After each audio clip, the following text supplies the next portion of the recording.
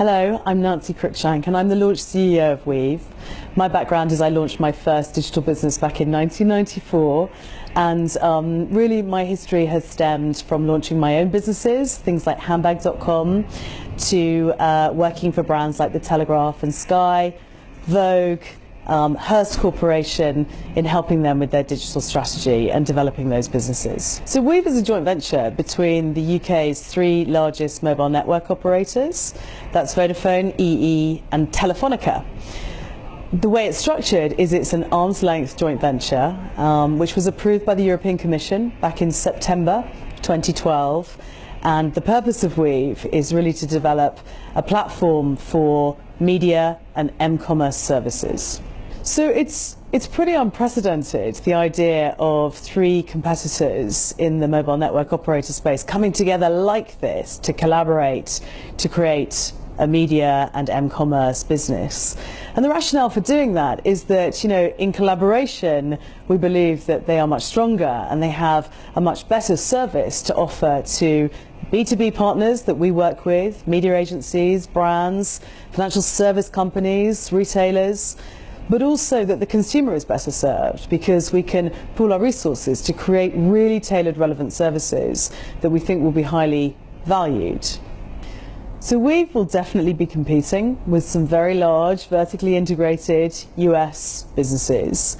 We can all see how much innovation there is in businesses like Google and Apple and Facebook, and we'll be competing with those businesses in certain aspects of their portfolios. And yes, it goes without saying that one of the key drivers for the shareholders involved in this business, and we hope them as service users and other service users coming in, will be that collaboratively they can create a scale customer base rich with insights and data that has the opportunity to compete with those very large vertically integrated businesses. So the m-commerce marketplace is a pretty complex place, and we think that one of the reasons for the formation of Weve is that the marketplace needs some simplifying. And actually it's really important for brands who are looking to engage and create meaningful mobile strategies, whether that's around media or m-commerce. How do you know as a brand who you should trust, who you should work with? There are tons of interesting ideas bubbling up, but we think that probably one of the things that's really sort of stopped the incredible growth that we anticipate moving forwards is that actually it's been hard to know which horse to back. And so we hope that it's a pretty significant moment, bringing together a platform that does span 80% of UK consumers across our three current service users who happen to be our shareholders. We think that's a big opportunity, and it sets a big precedent to be able to do some pretty exciting things in the initially media and then the m-commerce space.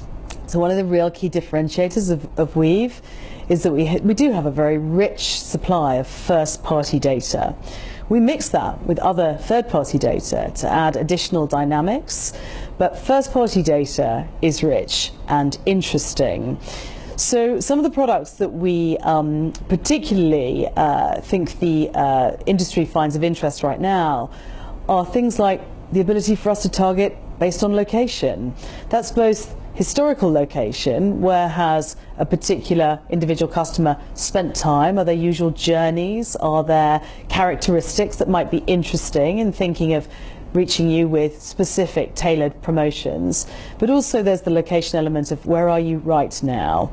Walking past a particular retail outlet, being able to be creative with serving you a really rich piece of MMS or video to inspire you as you walk past that store, as well as the more direct response, obvious uses of targeted messaging to drive footfall and to bring you in for specific promotions. There's all sorts of new creativity that we're seeing every day with the brands that we work with, but the reality is we're absolutely seeing the tip of the iceberg.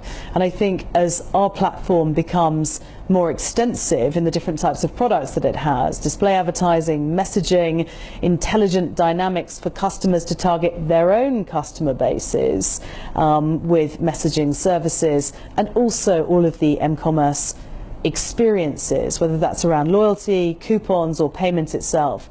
That's where the creativity really comes in. And the creativity, I think, is based in insight and how you treat customers in a very intelligent, respectful, and dynamically tailored basis. I'm sure that the actual creative formats will change as well. And we work really hard with our brands to make sure, for instance, when you're talking about a messaging campaign, we'll always work with brands to make sure that if you're asking customers to click through to something, to interact, that they are clicking through to a mobile-enabled page or something that will develop, you know, creatively with a client, because you need to have that kind of really creative and credible end-to-end experience. So people ask me regularly about the wallet side of our business, and it's a really exciting sort of product development area for us. We've focused our efforts around media, messaging, then display initially. That's not to say there's nothing going on in the transactional side of our business. There's an enormous amount of work, development and planning in that space.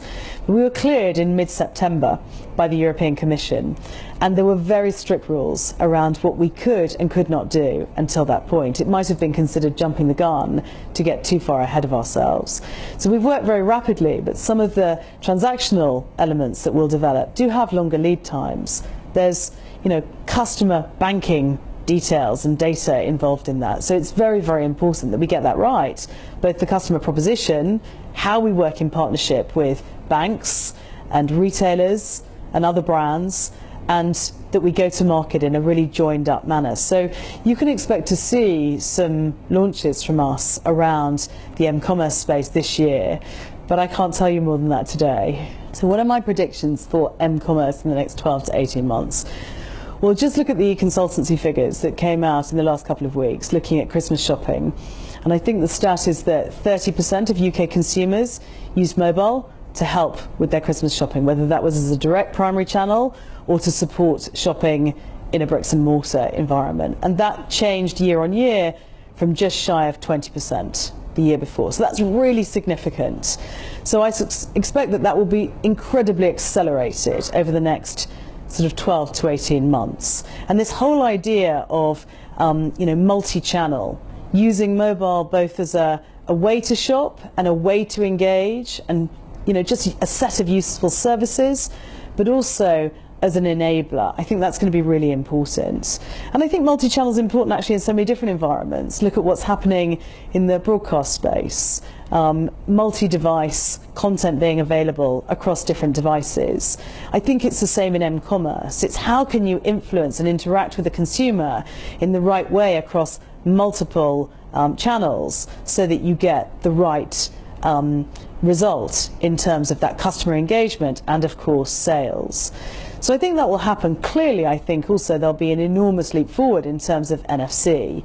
Now that's just one part of m-commerce. It's a part that we're particularly interested in, but of course it does require some investment, both by retailers at point of sale and by rolling out handsets that have NFC capability. We'll see a lot more of that, I think. There will be many, many millions of smartphones rolled out this year, and many will have NFC capability. So the process that we went through with the European Commission was a fairly detailed and lengthy one. There were 20 or more people within the European Commission who spent many months poring over commercial, technical papers, really understanding the opportunity here. And I think you are aware that we were cleared in September without any remedies being required of us. So we were really satisfied, as was the EC, that this was something that was going to be very good for brands and advertisers and the consumer. And I think it's really, really important to note that we are a fully formed arm's length joint venture from our shareholders. So they are customers of our services, but we actively embrace bringing others into our environment. So we are talking with other MNOs and MVNOs right now, and we're having some great positive conversations. So we're very optimistic about really expanding the base of partners who can work with us. I think partnership is one of our key pillars within Weve. We really work flexibly with our brands, with our retailers, with FMCGs. We're trying to figure out the right solution in partnership that consumers are really going to love. so they do feel they have this intensely personal concierge service that they can rely on and look to. So we're incredibly flexible about how we work, and we hope that's going to really reassure the market that this is something that's good for the market and really good for UK consumers.